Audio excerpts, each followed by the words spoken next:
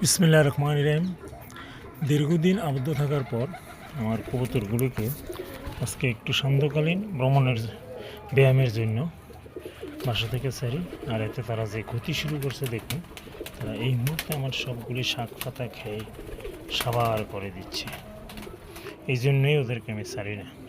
মানুষের খেতে যেয়ে মানুষের ফসল নষ্ট করে, এর কারণে বাধ্য হই। আরেক সাদা মিয়া দেখেন কী শুরু করছে, সরাসরি শাকের পাতা খেয়ে সাবার করে দিচ্ছে।